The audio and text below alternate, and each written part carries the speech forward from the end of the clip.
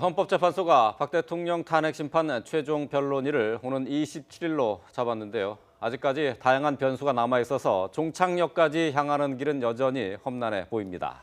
특검은 수사기간 연장이 불투명해지면서 박 대통령에 대해서 시한부 기소중지 처분을 내리고 막바지 작업에 들어갔는데요. 최진영 변호사 그리고 김홍국 경기대 겸임교수와 함께 이야기 나눠보겠습니다. 안녕하십니까? 네, 안녕하십니까? 자, 먼저 이제 박 대통령의 헌재 출석과 관련한 얘기를 조금 먼저 시작을 해보고 싶은데요. 자, 이번 주 일요일까지 이제 결정을 해야 되는 거죠. 27일, 그러니까 최종 변론 기일에 앞서서 26일까지, 그러니까 그렇습니다. 이번 주 일요일까지 결정해달라고 이렇게 그렇습니다. 얘기를 했죠. 원래는 엊그제까지 해달라고 했는데 예. 대통령 측에서 완전히 그 답을 보이지 않으니까 이 최종 변론 27일 하루 전까지만이라도 해달라. 왜냐하면은 의전 같은 걸 준비를 해야 되기 때문에 그런 이유를 달았는데요. 예. 과연 출석을 할 것인지 여부에 대해서는 여러 가지 견해가 있습니다만. 현재 전체적으로 봤을 때는 기존보다는 대통령이 출석할 가능성이 상당히 높아진 것이 아닌가 이렇게 생각합니다. 이유는 두 가지입니다. 지난번에 같은 경우에는 그 국회 측으로부터 질문을 받아야 된다라는 취지로 했는데 지난번 마지막 변론 기일에는 증거 방법으로서의 신문은 받지 않아도 된다. 대신에 어떤 그 관련해서 궁금한 것을 질문할 수 있다 정도에서 박근혜 대통령이 출석했다는 부담이 많이 줄어들었습니다. 그리고 차이가 있나요? 그냥 왜냐하면 질문하는 거하고 네, 그다음에 그렇습니다. 이제 질문을 하는 거하고 뭐 똑같은 거라고 생각할 수 있겠는데. 질문을 하게 된다고 하면은 그 증거 방법으로서의 어떤 당사자 본인 신문을 하게 된다고 하면은 국회에서 먼저 질문을 하고 예.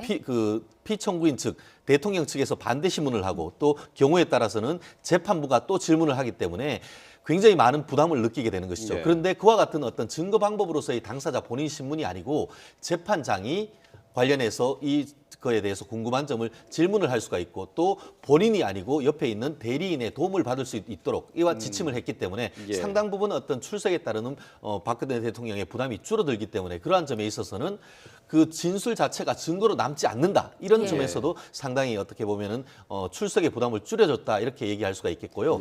그렇기 때문에 지금 언론 보도를 보면은 박근혜 대통령 대리인단에서도 적극적으로 출석할 것을 권고드렸다 해서 남은 거는 박근혜 대통령의 결단뿐이다 이렇게 지금 언론 보도가 나오는 것 같습니다. 그러니까 출석 가능성은 높고 이제 일부 보도에 따르면 뭐 영상 편지나 이런 걸로 대신할 가능성도 있다고 하는데 그것보다는 출석 가능성이 훨씬 높아졌다 이렇게 현재로서는 부담이 줄어들고 나왔을 경우에는 적어도 직접 본인이 어떤 그 무고함을 재판부에 호소할 수 있는 기회를 해명할 수 있는 기회를 가진다는 점에서는 사실 좋은 기회가 아닐까 생각을 합니다. 예, 어떻게 동일하게 생각하십니까? 일단 쉽지는 않을 걸로 보입니다. 그동안의 대통령이 검찰 출석, 특검 출석, 조사 다 지금 대면 조사도 거부를 다 안 했죠. 된 거죠. 그런 상황에서 마지막 이제 상황이 마지막 시간을 향해서 달려가고 있는데 대통령의 입장을 얘기할 수 있는 기회이긴 한데 그러나 결국은 질문의 과정도 결국은 국회 측 이 소추인단의 질문을 받게 될 경우 거기에 대한 부담은 뭐 여전한 거거든요. 그런 측면에서 지금까지 박 대통령이 어떤 불리한 얘기를 하는 장소에 지금까지 나가본 적이 없습니다. 취임 이후부터 뭐 기자회견이든 어떤 형식이든 항상 정해진 관례에서 박 대통령이 하고 싶은 얘기를 하는 자리가 되지 않는 한 그런 자리는 대부분 다 거부를 했었거든요. 그러면 지금 상황에서 큰 변화가 있느냐? 저는 큰 변화는 없다고 봅니다. 더군다나 박 대통령이 그동안 보여주고 있는 특히 마지막 지난번 인터넷 이 방송과의 인터뷰에서 보여줬던 생각들을 본다면 역시 정면 승부를 해야 된다라는 그런 시각이 많이 드러나거든요. 그리고 뭐 최근에 뭐 조기 하야라든가 이런 얘기도 나오고 있지만 청와대 측에서는 전혀 그런 고려가 없다. 물론 참모들 측에서는 얘기해 볼 수 있겠지만 그러나 대통령의 심정에는 큰 변화가 없다. 그런 측면에서는 이 부담이 되는 방식보다는 역시 어떤 뭐 인터뷰라든가 또는 뭐 영상 편지라든가 대통령이 이 얘기를 전달할 수 있는 방식을 좀 더 선호하지 않을까. 그래서 출석은 여전히 사실은 쉽지 않아 보입니다. 그런데 말씀하신 것처럼 조기 하야설이 계속 흘러나오고 있거든요. 선고일을 며칠 앞두고 조기 하야를 할 것이다라는 설이 계속 흘러나오고 있는데 그렇게 되면 헌재 판결은 어떻게 되는 겁니까? 네, 지금 청와대 같은 경우에 이른바 삼무대응하고 있습니다. 검토한 바도 없고 들은 바도 없고 논의한 바도 없다라고 하는데 정치권에서는 설이 무성합니다.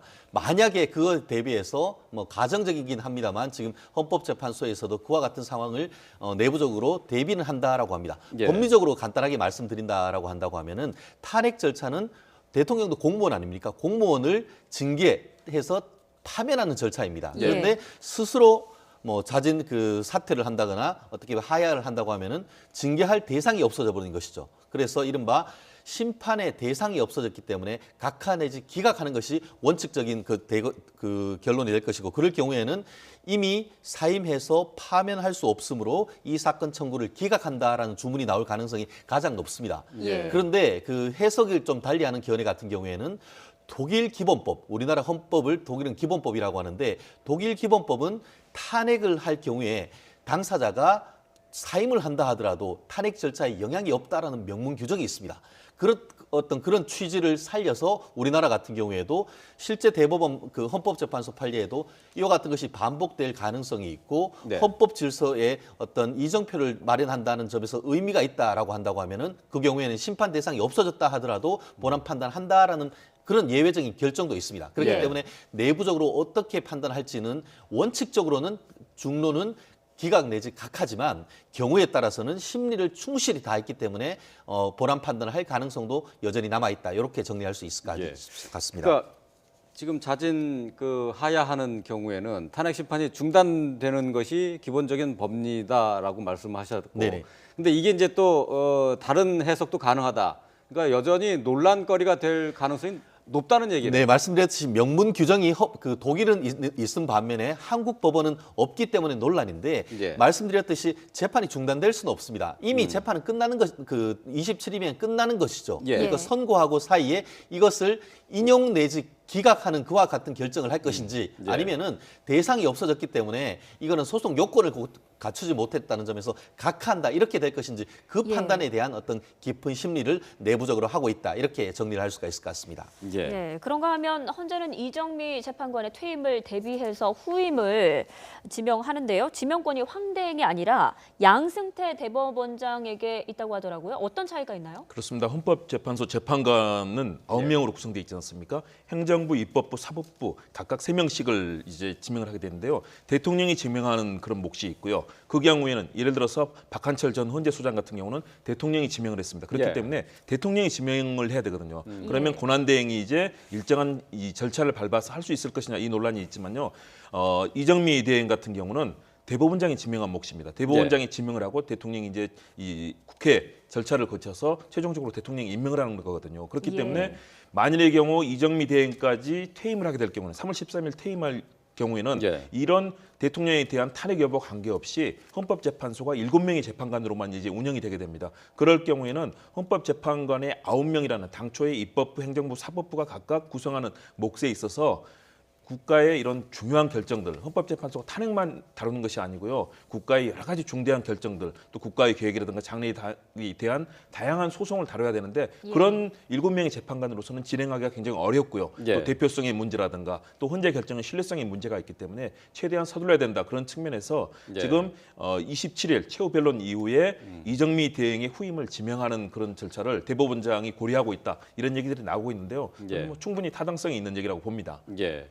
그렇다면은 뭐 탄핵 심판과는 별개로 한동안은 이정미 재판관 후임이 결정되기 전까지는 7인 체제로 불가피하게 운영될 수밖에 없다는 그런 얘기가 그렇습니다. 되겠네요. 현재로서는 그와 같은 그 7인 체제가 갈 수밖에 없고, 이 그 대법원이 이미 사실 이제 한 달도 채 남지 않았음에도 불구하고 지명 절차를 하지 않은 것은, 예. 만에 하나 그 대법원장이 이와 같은 지명 절차를 하게 된다고 하면 지명 절차가 최소한 한 달 정도는 되지 않습니까? 그러면은 탄핵 절차가 연기된다라는 데서 어떤 그 부담을 가질 수 있고, 더구나 보면 후임을 한다라고 한다고 하면은 후임이 결정을 어떤 가부 간의 결정을 하게 된다면 결론적으로 이 대법원에 의해서 결과가 변경된다는 그런, 결국 사법부가 정치적인 논란에 휩싸일 수 있다라는 그런 우려 때문에 지금까지 지명하지 않았다가 예. 재판이 끝나는 27일 이후에 함으로써 정치적 중립을 최대한 유지하고 말씀하신 대로 헌법재판소에서 9명으로 했다는 그 취지를 살리려고 하는 나름대로의 묘수가 아닌가 생각합니다. 예. 예, 그런가 하면 헌재 선고일이 언제냐 하는 것도 초미의 관심사가 아닙니까? 지금 이야기가 나오고 있는 게 9일, 10일, 그리고 이정미 권한대행의 퇴임일이 13일 정도가 이야기가 나오고 있는데, 예전에 노무현 전 대통령 탄핵 때는 사흘 전에 선고일을 발표하지 않았습니까? 뭐 이번에도 비슷하게 될까요? 거의 비슷하게 될 가능성이 상당히 높다고 봅니다. 너무 빨리 하면은 그 사이에 정말 혼란이 굉장히 심하지 않겠습니까? 예. 결국 그렇기 때문에 평의를 하고 선고하는 것도 가급적 그 시간을 최소화할 가능성이 상당히 높은데요. 예. 그것이 바로 선례에 따를 가능성이 있고 선례는 바로 2004년에 있었던 노무현 전 대통령에 대한 탄핵 결정 때도 그렇게 했기 때문에 아마 거의 유사한 패턴이 될 가능성이 있고 오히려 지난번에 3, 4일이었다면 하루 이틀 정도로 해서 논란을 줄이는 차원에서 오히려 조금 더 줄일 가능성은 여전히 남아있지 않을까 싶습니다. 예. 예. 어쨌든 뭐 헌재 최종 판단을 앞두고 이번에 그 탄핵안에 대해서 기각을 해야 된다, 아니면 인용을 해야 된다.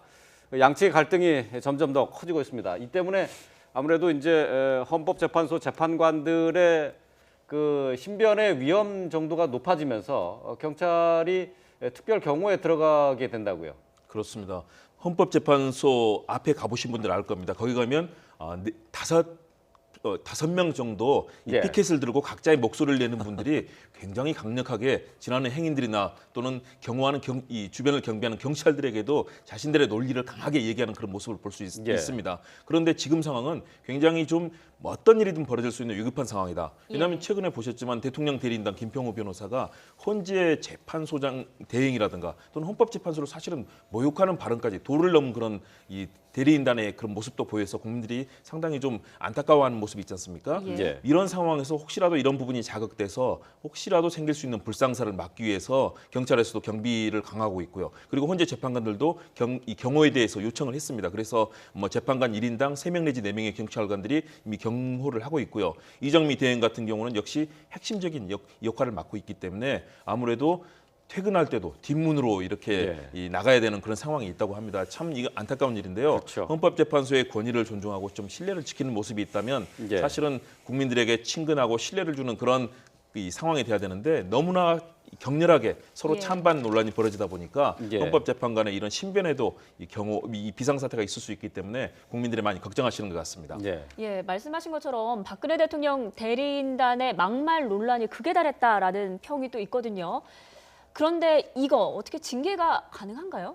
지금 징계 얘기가 되고 있습니다. 예. 왜냐하면 대한변호사협회 이제 신임 회장에 당선이 된 김현 이 당선자가 27일 이제 예. 첫 임기 시작되면서 상임이사회를 열어서 이와 관련해서 논의를 하겠다. 왜냐하면 국민적인 비판이 상당히 컸습니다. 예, 예. 김평호 변호사의 발언이 헌재 소장 대행에 대해서도 굉장히 모욕적인 발언이 있었고요. 또 주심을 맡고 있는 강일원 재판관에 대해서도 뭐 국회 소추인단의 수석 대변인 뭐 이런 예. 아주 폄훼하는 그런 발언이 있었고요. 예. 이 상황에 대해서 뭐 야쿠자라든가 깡패 또 북한 얘기까지 나왔고요. 이러면서 굉장히 강한 강도의 비난성 발언이 나왔습니다. 이 부분에 예. 대해서 변호사협회라든가 또는 법조계에서는 굉장히 이 헌법재판소의 권위와 신뢰를 낮추는 그리고 변호사의 품위에도 어긋나는 발언이었다는 그런 평가들이 많아서 일단 변호사협회에서 그런 절차를 밟는다고 합니다. 물론 예. 징계가 결정될지 안 될지는 알 수는 없지만 최소한도 이 상황에 대해서 논의를 하는 긴급한 그런 회의가 열린다는 점에서는 예. 상당히 주목할 만하고요. 예. 그리고 그런 발언들이 사실은 사법부의 최고 권위를 갖고 있는 헌법재판소에 대해서 이렇게 무차별적으로 벌어지는 것들은 사실은 우리 국가의 신뢰라든가 또는 대통령 탄핵이라는 정말 엄중한 사안 아니겠습니까? 예. 이 그런 중요성에 비춰서는 좀 더 대통령과 국가의 품격에 맞는 그런 변호인단의 모습이라든가 이런 부분이 있어야 된다는 것은 뭐 법조계에서도 중론으로 자리를 예. 잡는 것 같습니다. 법정 모욕죄 얘기도 나오고 있고 또 변협에서 징계 논의하겠다 그런 얘기도 나오고 있는데 사실 또 여기에 또 반대 목소리도 있는 게 또 사실이에요. 그렇습니다. 사실 이와 같은 문제가 생기게 된 것이 결국 재판부의 공정성에 대한 문제를 제기를 했는 것이죠. 네. 그렇기 때문에 재판의 공정성을 지적하는 차원에서 했는 것이지 그것이 재판을 방해할 목적으로 했는 것이 예. 아니다. 아시다시피 형법상 이 법정 모욕죄 같은 경우는 목적범으로 재판을 방해하거나 예. 어떻게 보면 재판부를 모욕할 목적으로 그렇게 해야 되는 것이지 예. 그와 같은 목적이 아닌 재판부에 항의하는 차원에서 했던 것을 이른바 변론의 차원에서 했는 것이지 그와 같은 형법상의 법정 모독죄의 요건에 해당하지 않는다고 반론을 할 가능성이 상당히 있는 것이고요. 예. 저희가 이제 사건을 하다 보면은 이런 케이스는 상당히 많습니다. 예. 재판부의 그 재판의 공정성에 대해서 제기할 수 있는데 그렇게 된다고 하면 변호사 뭐 맨날 우리 변호사들이 그냥 구치소 가야 됩니까? 그렇기 때문에 그런 부분에 있어 가지고는 어떤 변호사의 어떤 직무상의 공정을 유지하는 그런 것은 변론으로 해서 예. 형사상 문제까지 한다는 것은 오히려 변호사들 입에 재갈을 물린다 이런 반발을 일을 수도 있기 때문에 예. 그러한 것은 오히려 그 당시에 이 국회 측 소추 대리인단 측에서 재판부에 이의를 제기하는 식으로 해서 했다라고 한다고 하면 오히려 넘어갈 수 있었는데 그렇지 않고 가만히 있다 보니까 결국 오히려 이 문제가 더 커졌다는 점에서 예. 저 개인적으로 유감입니다만 앞으로 국회 양측 다 좀 자제하면서 변론의 핵심을 좀 짚는 그런 변론이 필요하지 않을까 싶습니다. 그 예. 변론 과정에 나왔던 그 표현에 이제 문제가 있었던 것이죠. 그렇습니다. 말씀드렸듯이 어떻게 보면은 과격하게 할 가능성도 있고 실제로 예전에 공안 사건 같은 경우에는 그런 케이스도 많았는데요. 예. 앞으로는 그런 일을 정말 자제했으면 저 또한 그 예. 바람입니다. 예. 자, 헌재의 탄핵 심판과 관련한 얘기 나눠봤고요. 이번에는 특검의 수사 상황을 한번 좀 짚어보도록 하겠습니다. 이제 특검의 1차 수사 기한이 28일, 얼마 남지가 않았습니다. 오늘 이제 얼마 남지 않은 수사 기간 동안에 이영선 청와대 행정관이 이제 특검에 오늘 조사를 받기 위해서 나오는데요. 현장을 한번 보도록 할까요? 지금 현재 이제 기자들이 이제 엘리베이터 앞에서 기다리고 있는 모습을 볼 수가 있는데요. 예, 지금 이 시각 서울 대치동 특검 사무실의 모습 보고 계십니다. 이영선 행정관 최순실 씨에게 휴대전화를 닦아서 건네는 모습이 공개되면서 화제를 모았었는데요. 오늘 결국 자진 출석한다는 의견을 밝혔습니다. 예, 이영선 행정관 특검에서는 뭐 그동안 여러 차례 출석 요구를 했지만은 나오지 않으면서 체포영장을 발부를 받았습니다. 체포영장을 발부받은 뒤에 이영선 행정관이 곧바로 특검의 수사에 응하겠다 이렇게 밝힌 건데요. 오늘 오전 10시쯤에 이제 도착할 것으로 이렇게 예상이 되어 있습니다. 아직까지 모습을 나타내지는 않고 있는데요. 지금쯤 이제 도착할 것으로 예상이 돼서 저희가 현장 화면을 지금 보여드리고 있습니다. 예, 보통 한 10분 전쯤에 출석을 하니까 조금 있으면 특검 사무실의 모습을 드러낼 것으로 예상이 됩니다. 네. 이영선 청와대 행정관 오늘 특검의 조사를 받는데 참고인이 아니라 피의자 신분이에요? 그렇습니다. 그 체포영장이 발부됐다는 것은 피의자란 것을 이제 간접적으로 그 알려주는 거나 마찬가지인 것 같은데요. 지금 받고 있는 혐의는 두 가지인 것 같습니다. 하나는 의료법 위반에 그 도와줬다, 방조범. 또 하나는 국회 청문회에서 임의로 나가지 않았다라고 해서 국회 청문회에 증언감정법 위반되는데요.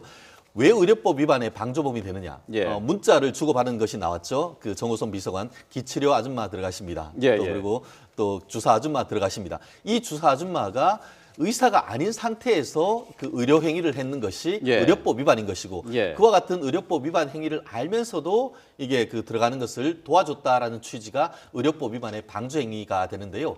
그 자체가 아주 뭐 그 형이 굉장히 높거나 그러진 않습니다. 그렇지만 그와 같은 걸 통해서 2014년 4월 16일에 있었던 세월호 때에 있었던 그 예, 날에 잠시만요. 예, 죄송합니다. 왜 특검의 출석 요구에 부르게 하셨나요?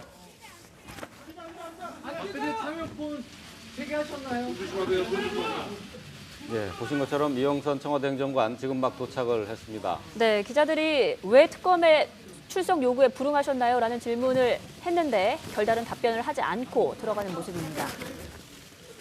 자, 저희 특검 사무실 구조가 조금 독특해서요. 지금 피의자나 이제 참고인들이 올라올 때, 자 지금 엘리베이터를 타고 올라왔습니다. 누구 지시로 차명폰 만드신 건가요? 비서는 요즘 청와대에 출입시켰습니까? 왜 특검의 출석 요구에 부르게 하셨나요? 네. 네, 역시 별다른 언급을 하지 않고 엘리베이터를 탔습니다. 비선 진료 등 의료법 위반 그리고 국회 청문회 불출석 혐의를 받는 피의자 신분으로 출석을 했습니다. 왜 특검의 예, 출석 요구에 이영선 부르게 하셨나요? 행정관 지하 주차장에서 엘리베이터를 타고 올라와서 다시 특검 사무실로 올라가는 엘리베이터를 바꿔 탔습니다.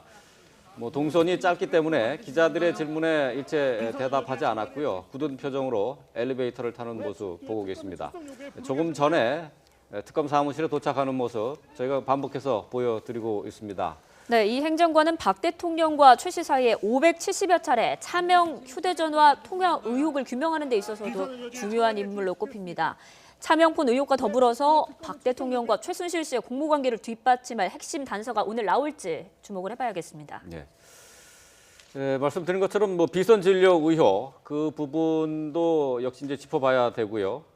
저 최순실 씨와 박 대통령 그리고 이제 정호성 비서관 이게 서로 어떻게 연계돼 있는지 누구보다 정확하게 진술할 수 있는 사람 아니겠습니까? 그렇습니다. 그 박근혜 대통령의 지금 거리에서 그 일을 했던 것이고 거기다가 지난번 한 TV에서 그 CCTV 이른바 그 의상 샘플실에서 보면은 휴대폰을 쓱쓱 닦아가지고 예, 최순실 그렇죠. 씨에서 직접 줬던 그 사람이 바로 이영선 행정관 아닙니까? 결국 그렇기 때문에 예. 박근혜 대통령과 최순실 씨의 관계 사이에 메신저로서의 그 관계를 잘 알고 있다는 점에서 그와 같은 부분에 대해서도 밝힐 수 있는 중요한 증거가 될 것이고 예. 세월호 사건 당일에서도 이 그 관저에서 근무한 것으로 알려졌기 때문에 그 당시에 박근혜 대통령이 어떤 식의 그 행위를 했는지 무슨 일을 했는지에 대한 직접적인 목격자로서의 어떤 역할도 있기 때문에 예. 오늘 특검에 나가서 어떤 증언을 할지가 좀 주목되는 바입니다. 예, 저희가 화면을 통해서는 지난달 그 헌법재판소에 출석하는 모습 그리고 오늘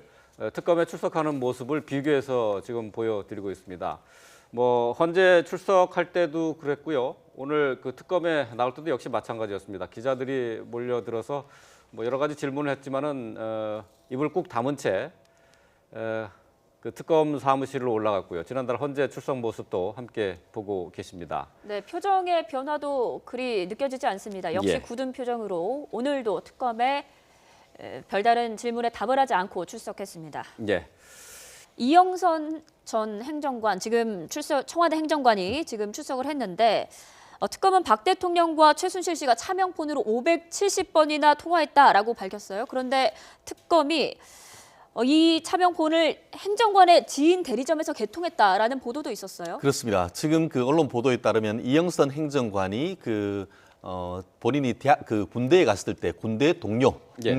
후배가 이제 그 전역에서 운영하던 그 이 휴대폰 대리점에 가서 예.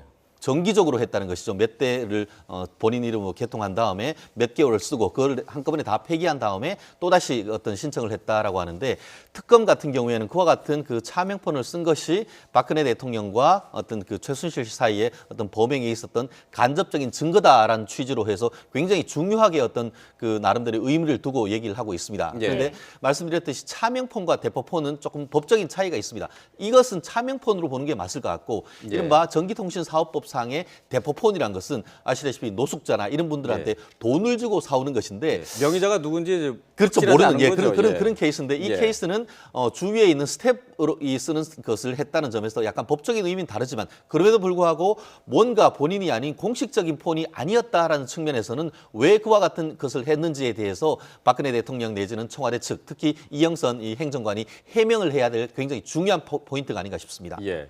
자, 이영선 행정관 오늘 이제 출석을 하면서 이제 관심을 끄는 부분이 이제 비선 진료 의혹과 마찬가지로 또 하나 이제 쟁점으로 부각이 될 수 있는 게 세월호 7시간에 대한 그 규명입니다. 지난번 헌법재판소에 이제 증인으로 나와서는 박근혜 대통령이 정상적인 업무를 봤다라고 증언을 했어요. 오늘도 이제 특검에서 그에 관련된 조사를 할 것으로 예상할 수 있겠죠.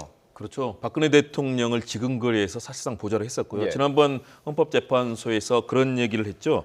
세월호 오전 10시에 TV로 소식을 보고 관저로 올라가서 대기를 했다. 예. 다시 말해서 그 당시에 박근혜 대통령이 관저에서 어떤 상황에 있었고 어떤 움직임들이 있었는지 예. 그리고 어떤 뭐 접촉이 있었는지 보고 상황은 어땠는지를 사실상 알 수 있는 위치에 있었고요. 그런 의미에서 그동안의 박 대통령의 어떤 동선에서 예를 들어서 비선실세 최순실 씨가 들어온다거나 또는 뭐 기치료 아줌마라든가 소위 말하는 이런 이 정상적으로 경호와 또 국가의 이런 청와대 출입이 허가되지 않은 사람들이 드나드는 과정에 다 예. 개입을 했습니다. 그리고 사실상 최순실 씨를 직접 아는 다른 사람들은 지금 최순실 씨와 만난 사실을 다 부인하고 있는데 예. 결정적인 이 CCTV를 통해서 최순실 씨의 사실상 수행비서 역할을 하면서 대통령과 연결했던 그런 예. 그 관계를 갖고 있는 모습이기 때문에 그동안 특검에서 조사를 했던 세월호 7시간의 문제 그리고 이런 비선 진료와 더불어서 경호 시스템에서 구멍이 났던 부분들을 알 수 있는 핵심적인 증인이라는 측면에서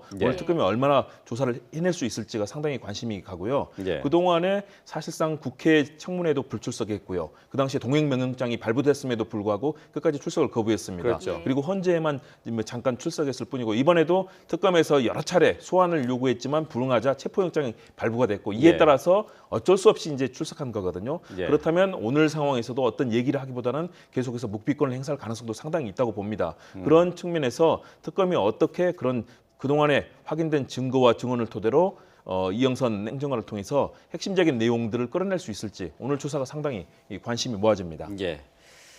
자, 이영선 행정관은 이제 잠시 뒤에 이제 특검 사무실에서 이제 조사를 받을 것으로 보입니다. 자, 특검 이제 1차 조사 시한이 얼마 남지 않았습니다. 28일. 이제 뭐 며칠 남지를 않았는데요. 이제 이에 따라서 이제 일단은 아직까지는 수사 기한을 연장할지 뭐 어떻게 될지 지금 불투명한 상황입니다만은 일단은 1차 수사 기한이 만료되는 것으로 특검이 수사를 종료할 가능성이 높아지는 상황입니다. 자, 이런 상태에서 박 대통령을 지금 시한부 기소 중지를 하겠다 하는 입장을 밝혔어요. 먼저 시한부 기소 중지가 어떤 건지 좀 설명해 주시죠. 기소 중지는 아시다시피 혐의는 인정되지만 이 사람이 어디 갔는지 모르기 때문에 예. 기소 중지를 하는 것이거든요. 예. 대표적인 케이스가 정유라 씨가 한국에 들어오지 않기 때문에 기소 중지하고 체포영장을 하는데 조건부 기소 중지다라는 것은 대통령 같은 경우에는 아시다시피 재직 중에 내란 외환죄 이외에는 소추되지 아니한 특권을 가집니다. 예. 결국 박근혜 대통령에 대한 임기가 만료되든지 아니면 탄핵이 인용되든지 그때까지는 조사를 하거나 기소를 할 수가 없습니다. 그렇기 예. 때문에 지금 수사를 해본 결과 특검의 입장에서는 혐의는 인정되지만 재판에 넘길 수가 없기 때문에 그와 같은 퇴임 내지는 탄핵될 때까지의 기소를 중지한다라는 것이고 그와 예. 같은 것은 뭐냐면은 임기가 끝나거나 탄핵되고 나면은 다시 수사를 재결해서 재판에 넘길 수 있다는 상당히 강한 의미를 있기 때문에 예. 결국 공을 여기에서 다 끝내지는 못하지만 다 그 사건을 그대로 중앙지검으로 넘기고 중앙지검에서 박근혜 대통령의 임기 만료 후에 조사를 하라 이런 의미로 해석이 되는데요. 일반적으로는 우리가 형사 사건에 합의가 아직 안 된다 하는데 시간이 걸릴 것 같으면은 합의할 때까지 시간을 주면서 예. 그때 결정해서 온다고 하면은 그때까지는 기소하지 않겠다라는 의미로 쓰이는 것이 오히려 일반적인 예의다라고 말씀드리겠습니다. 예, 그러니까 지금 수사를 종결할 수 없는 상황에 지금 있는 거죠. 그러니까 그렇습니다. 박 대통령을 지금 조사할 수 없는 상황이기 때문에 조사뿐만 아니고 기소를 할 수가 없는 상황인 그렇죠. 것이죠. 예. 그렇기 예. 때문에 핵심적인 것은 불소추 특권, 재판에 넘길 수가 없으니까 다른 사람들하고 다 조사를 해서 아마 대부분 뇌물이나 관련되는 사람은 아마 남은 기간 동안 조사를 해서 거의 20년 가까이 기소를 할 예정이다라고 하는데 대통령에 대해서는 지금 수사도 사실 어렵고 결정적으로 혐의가 인정된다 하더라도 재판에 넘기는 기소가 법적으로 안 되기 때문에 예. 부득이 조건부 기소유예를 한다 이런 논리로 되는 것 같습니다. 그러니까 결국은 박근혜 대통령이 자리에서 물러났을 경우에만 이제 수사하고 기소하겠다 이제 그렇습니다. 그렇게 얘기를 이제 해석을 하면 되겠네요. 그렇습니다. 결국 상당 부분 박근혜 대통령 측에 대해서는 여전히 압박하는 그런 카드로 작용하고 있다 이렇게 보는 것이 법적 정치적 해석이 맞지 않을까 싶습니다. 예. 네, 이제 검찰이 수사를 넘겨받게 되면은 그때 박 대통령을 기소할 수 있게 되지 않습니까? 만약에 파면 결정이 내려진다면 그렇다면 특검 수사 연장 카드를 준 황교안 대행 뭔가 압박을 받지 않을까요? 그렇기 때문에 더더욱더 그 황교안 대행으로서는 본인의 임명자인 박근혜 대통령에 대한 예. 탄핵 그 특검 연장할 가능성이 더 낮다는 것이죠.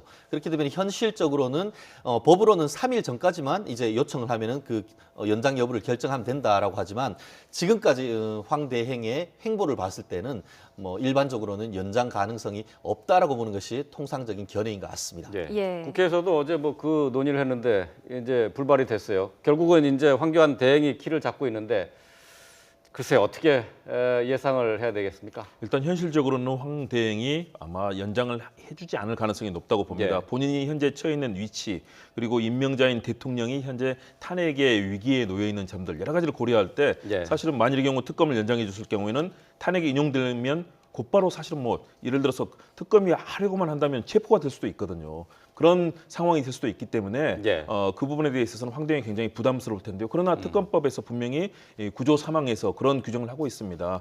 수사를 완료하지 못하거나 또는 공수처의 결정에 어려울 때 예. 그럴 때는 이제 요청을 하게 돼 있는데 그 부분에서 현재 수사가 사실은 굉장히 부족한 부분이 많이 있습니다. 세로 7시간도 지금 제대로 조사가 안 돼 있는 거고요. 그리고 뇌물죄와 관련해서도 삼성을 제외한 다른 기업들은 전혀 조사가 안 돼 있죠. 예. 그리고 대통령 대면 조사라든가 증거를 확인해야 되는데 청와대 압수수색 때 안 돼 있죠. 그런 여러 가지 측면에서 요청을 한다면 사실상 원래대로 한다면 뭐 특별한 상황이 없으면 받아들여야 되는 것이 맞다고 봅니다. 그런데 예. 이런 여러 가지 정치적 상황 그리고 대통령의 특수한 상황들을 고려했을 때 그리고 황대영이 보였던 여러 차례 요청이 있었고 국회의장도 어제 전화를 했지 않습니까? 거기에 대해서도 전혀 이런 긍정적인 신호보다는 굉장히 부정적인 뉘앙스의 얘기들이 오갔다는 점에서 현실적으로는 어려워 보인다는 거 그걸 좀 생각해야 될 것 같습니다. 예. 예. 자, 이영선 청와대 행정관 현재 청와대 근무하고 있습니다. 오늘 특검에 나와서 조사를 받고 있습니다. 특검 수사 상황 관련한 내용들 최진정 변호사, 김원구 경기대 겸임 교수와 함께했습니다. 고맙습니다. 네, 고맙습니다. 감사합니다. 감사합니다.